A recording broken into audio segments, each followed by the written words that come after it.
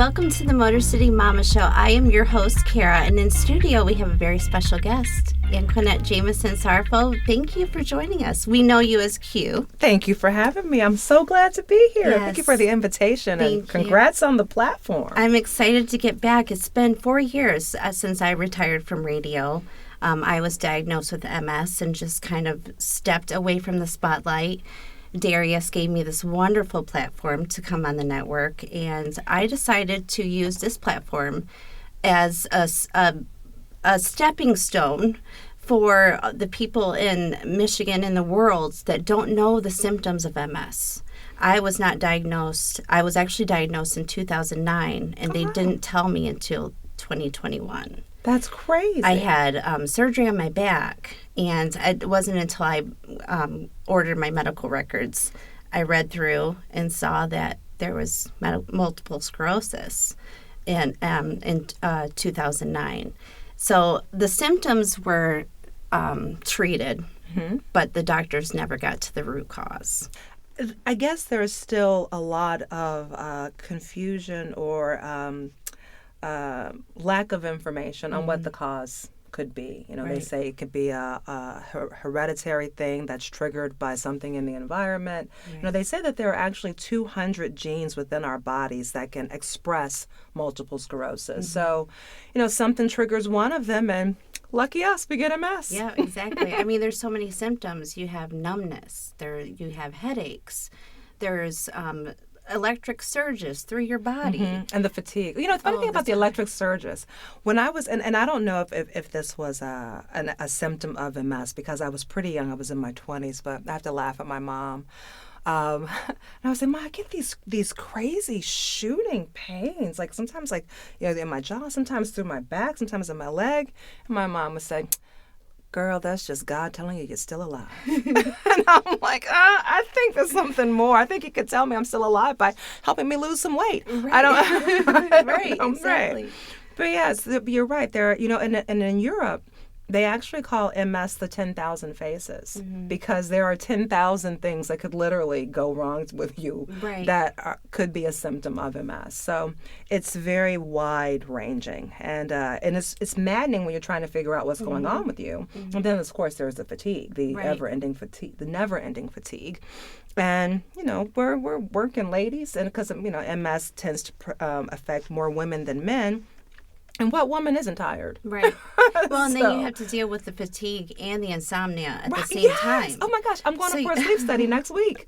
Yes, because I've been up since 2. Right. Yeah. Right. I mean, you all day long, I just want to go to bed, and as soon as I get into bed, all I have is 1,000 thoughts in my brain, and I cannot fall asleep. And then I will sleep for 2 hours, and then I wake up and I have shooting pain, so I have to take a pill, and then I can't go back to sleep, and it's just Right. tiring. And hopefully you don't have the bladder stuff, because sometimes Yes.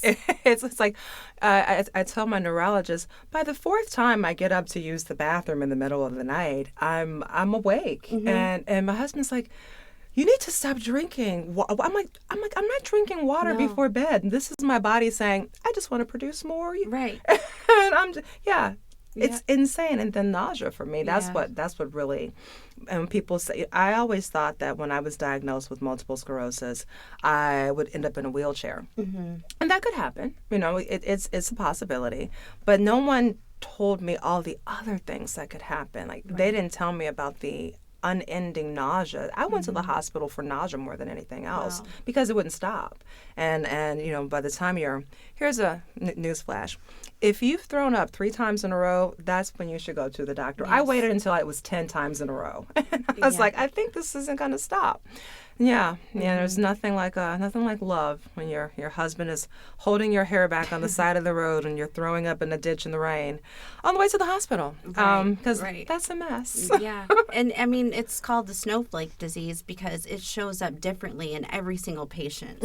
Some people just have headaches or numbness or tingling or brain fog. This is a problem that I'm going to announce, that I have brain fog a lot. So I am not drunk. I am not high. I have MS.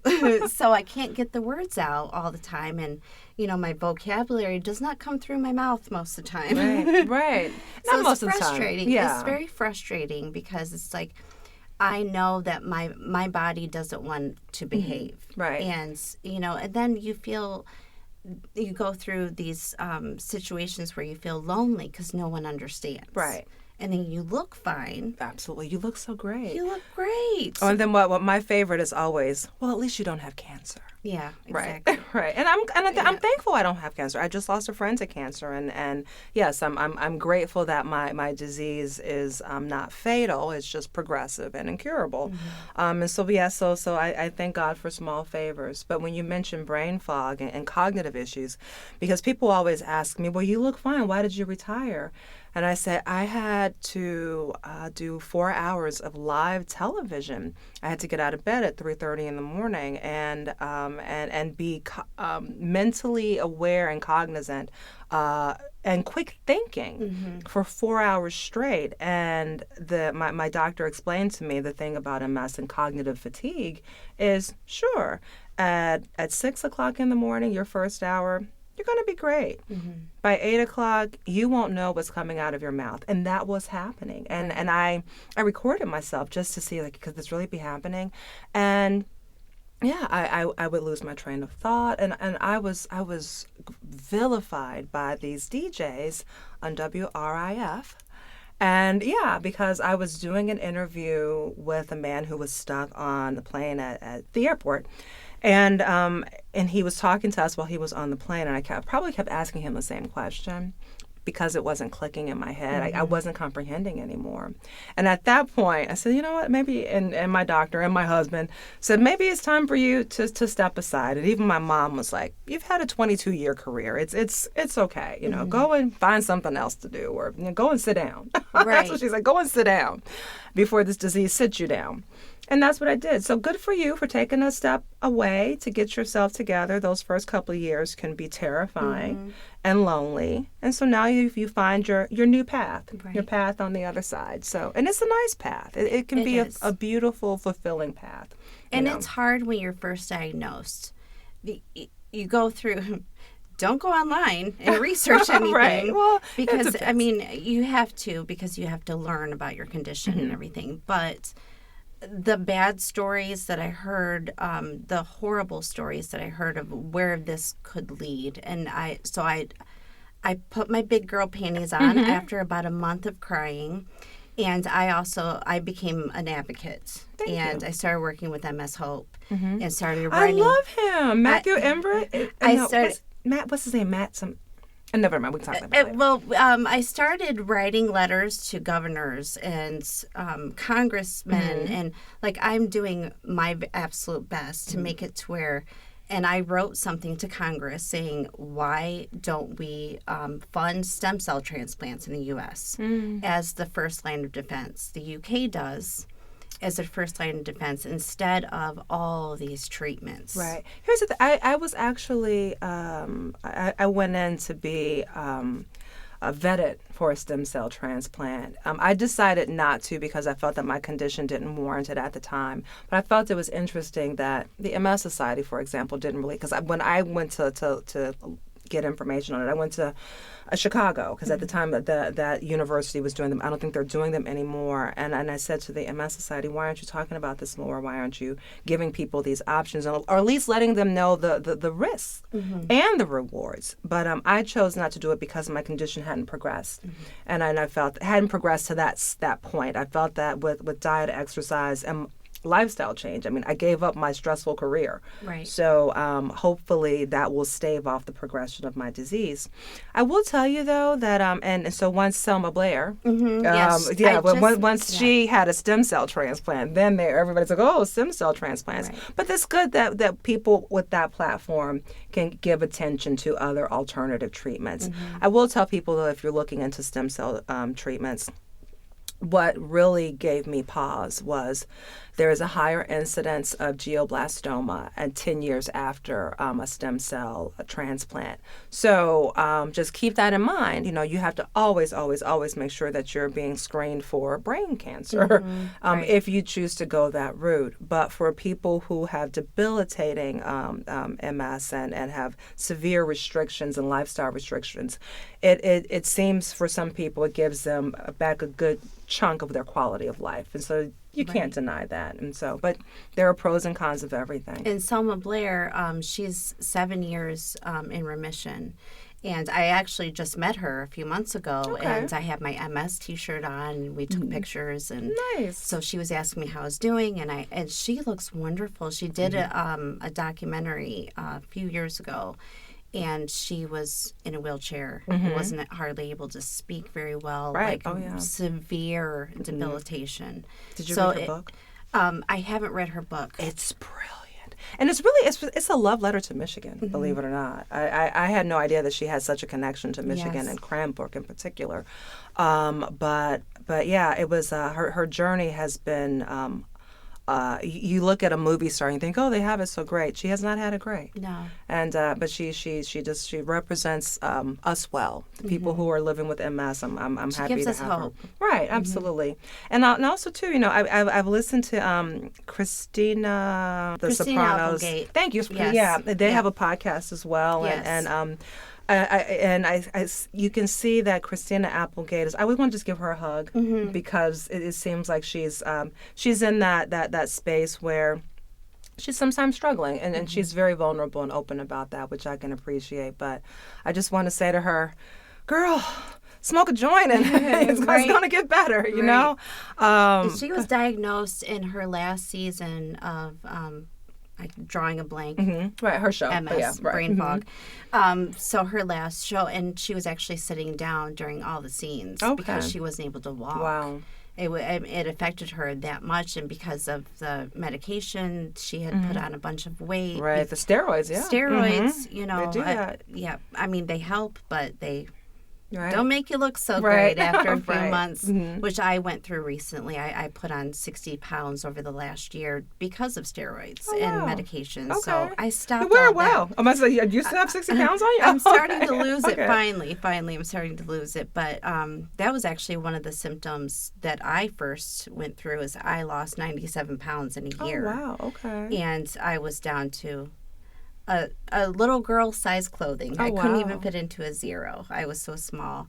And I woke up one morning and I couldn't see out of my eye. And I thought, well, maybe my contact cut my eye yesterday or something. And it looked like I was looking through a cotton ball. Right. Words. Right. So I could not see, but there was so much pain in my eye. So I went to the emergency room. And they said, we think you might have glaucoma, but we need to send you to U of M. So they took me by ambulance and took me to a U of M. And there was a wonderful doctor there, and he said, I have a theory. I'm going to send you for an MRI. And he sent me for the MRI, and he came back, and he said, you have multiple sclerosis, and then he walked out of the room. Wow. And I said, did he just say that? Like And those left, words? And then what after? There was Right. no after. And there wasn't any kind of care afterwards as far as I was sent to a doctor, and it was just very by the book. This is what you have. This is what we're going to do. And it didn't seem like there was very much care. So I'm trying to show some care and put my arms around people and let them know it's okay. It's not the end of the world. It's Also, gonna find a be new okay. doctor. Yes. I mean, because here, Yes. when I was first diagnosed, the doctor who diagnosed me, he died of cancer. He was a great doctor and a great advocate, and Omar Khan, and he was at DMC, Detroit Medical Center.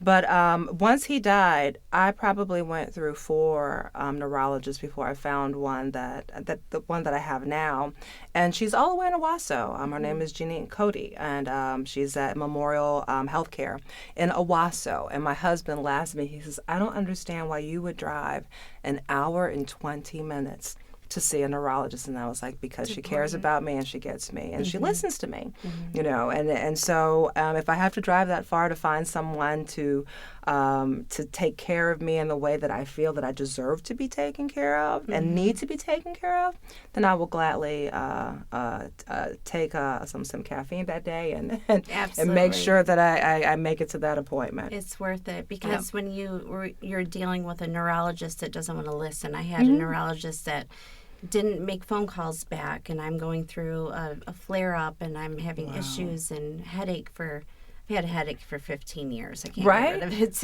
And so, I mean, you just have to find the right caregivers, and then you'll be okay. And you have to find the right support system. That's the biggest problem that a lot of people deal with. And I'm in a few support groups online. Great.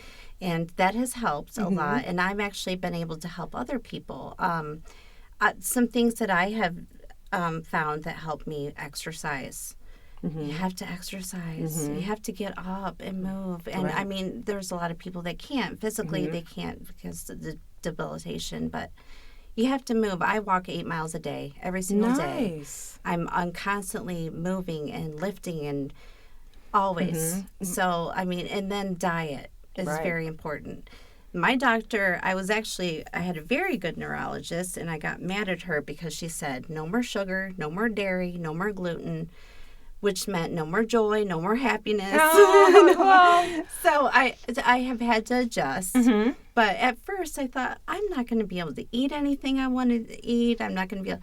So I just saw it as a roadblock. But now I'm embracing it. And, dealing with the exercise, eating right, and you do start feeling better. Right. I tell people reach out to me all the time, well, what are you doing? And I said, you have to find what's going to work for you. But there are lots of different eating styles that are tailored to MS. The one that I loosely follow, I'm an 80-20% person. It's like, I'll do this 80% of the time, but 20% of the time, life is short. I'm going to do what I want. So I'm going to eat the sugar. I'm going to drink the wine. I'm going to smoke whatever, and I'm going to enjoy life. But 80% of the time, I'll pull up. But I found that the Walls Protocol is the diet that has worked best for me. It's easier to incorporate. It's not a vegetarian diet. She allows, she encourages you to eat meat for your brain health. And she's into organ meats, and I'm not into organ meats, really. I'm not eating liver and heart. But they are good for you, and they're full of B vitamins, just FYI. But yeah, it's a lot of green leafy vegetables. I love meat. I make sure it's grass fed. Lamb is grass fed. When I get beef, I don't eat beef every day, but when I do, it's the best beef. I want grass fed beef. I'll get bison from Costco because that's grass fed. So it's finding an eating plan that fits into your life. I have people who will say to me all the time, I was like, oh well, I'm going to become a vegetarian, and I was like, do you like being a vegetarian? And they were like, no, and I said, well, is there a reason why you're? I mean, not to knock anyone being vegetarian and to do what's right for you, but for some people, there's a reason why. There's a theory that our brains grew because we started eating meat. Right. And some people, if you have some sort of deficiency in your diet, that could be addressed by eating meat, and you like meat, eat the meat. Right. So, and if it's ethically raised and humanely killed, I mean, we are carnivores. So, or omnivores is which one is this? We eat it all. So find the one that's right for you. But getting rid of processed food is great for everyone. Yes. So get rid of processed food. When I drink dairy, it's grass-fed dairy, and because I love coffee. And I'm not going to give up coffee. I drink my cappuccino every day, regardless of what my doctor says. Okay, all right. But here's what it is. I invested in an espresso machine at home. I buy organic beans, and so because coffee beans are the most heavily sprayed with pesticides of any of the produce that you can get, because coffee beans are fruit. And so you have to really look and read the labels and see what's going on in your body. And make sure that I'm not gonna add to the situation I already have. Right. And getting rid of gluten is tough for a lot of people, but it helps. It helps.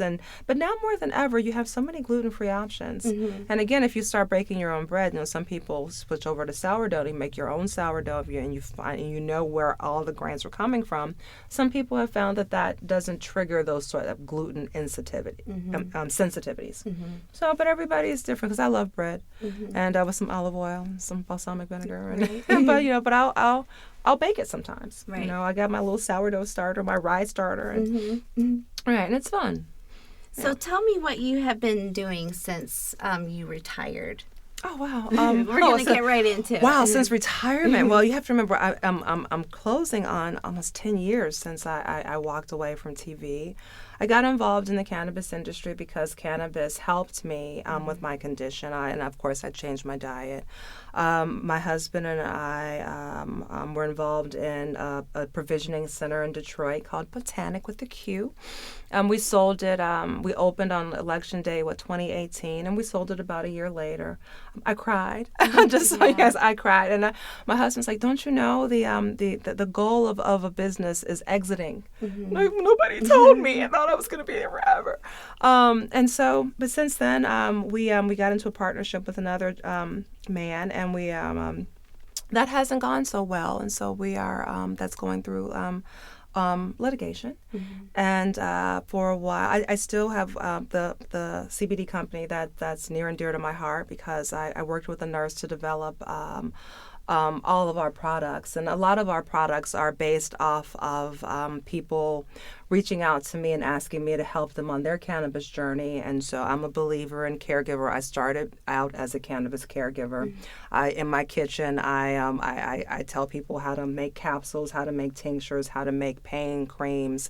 Even on the Culture Club YouTube channel, those recipes are up there along with our RT parties.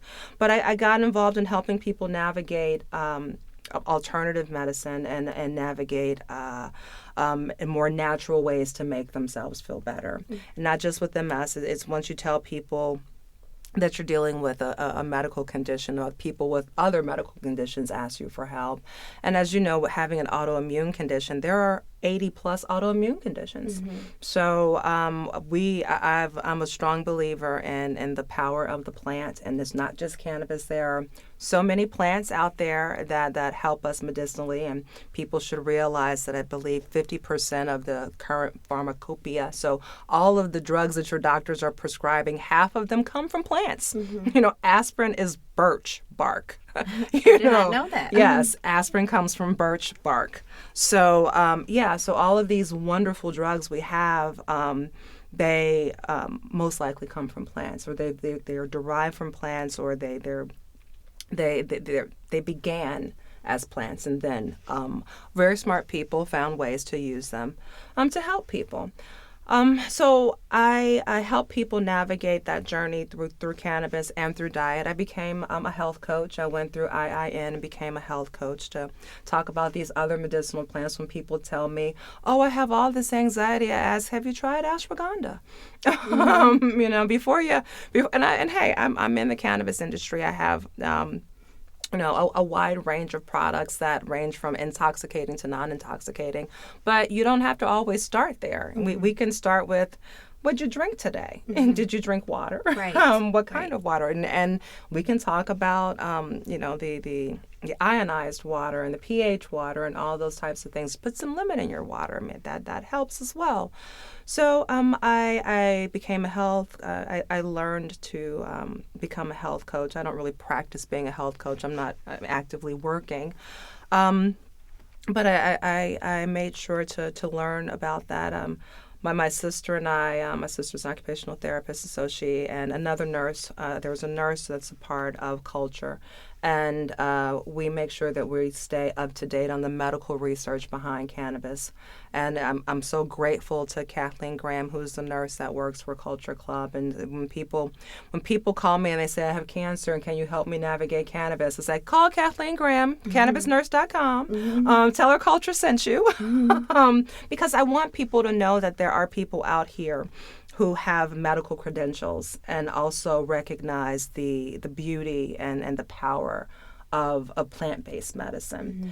And so I've become an advocate for that. I was recently involved in Normal. I stepped down because I was getting, I have MS, and so I can't do too much. And we had 2 people with Normal who died suddenly, and they were the reasons why I was a part of Normal. One was a beautiful woman named Zara Abbas, and she had epilepsy, and she died of a seizure in her sleep. And she was, if you ever came into Botanic, she was the first person who greeted you. She was a receptionist there.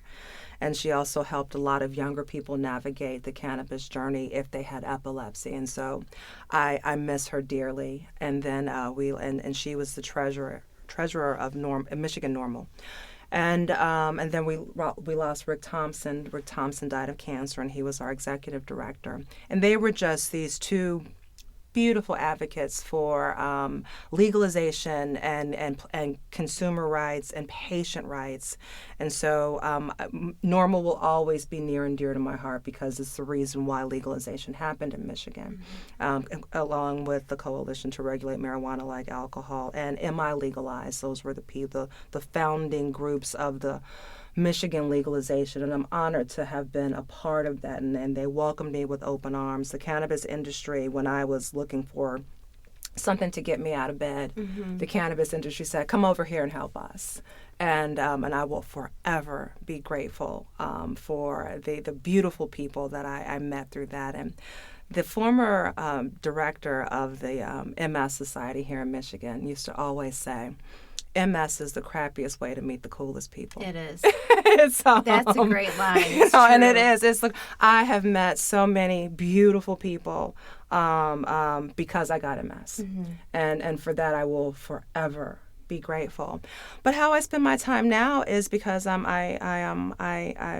it's been stressful. Navigating a disease and my husband was the CEO of these companies, but still, you're part of it. As a wife, my name is also on the license that is still out there, and we're in litigation.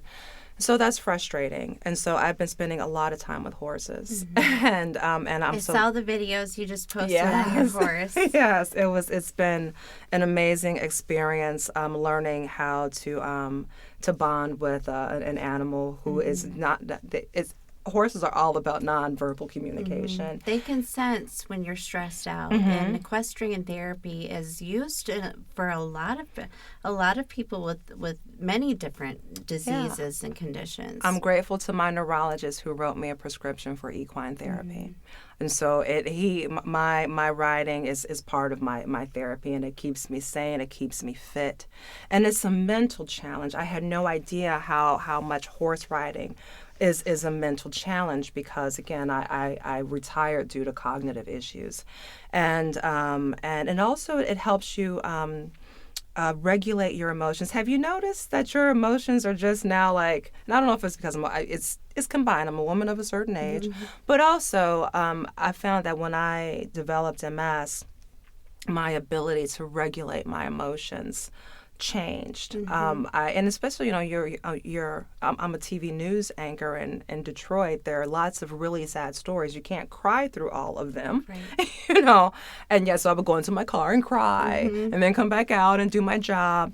And I even said to my neurologist, I said, this is getting crazy. And they wanted to put me on Prozac. And I'm like, well, maybe this is my cue to step away. But back to the horses. What's great about horses and helping you modulate your emotions is that when you're nervous, they get nervous because they can hear your heartbeat, and it makes them nervous, and then they go faster. And so then they spook. And so you have to breathe.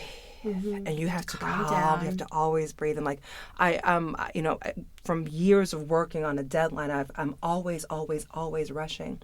And I'm so grateful. I have one of my instructors is 96 years old, and I'll be in there rushing, and she'll say, "Okay, you're not going to get on that horse yet because you're too hyped up. So why don't you just take him by a lead rope and you just walk around a little bit until you calm yourself down." You need a timeout. Right, exactly. And it teaches you that, and it teaches you to just calm down. And there's something just therapeutic about, brushing a horse and feeding them cookies and rubbing their ears if they let you, and being afraid if they're going to kick you, and being frustrated when they won't come to you. But it's just when I decided to retire, my neuropsychologist suggested that I find something that I enjoyed as much as TV. And that will never happen because I wanted to be a TV journalist since I was in second grade. But the horses have given me such a secondary a secondary prize.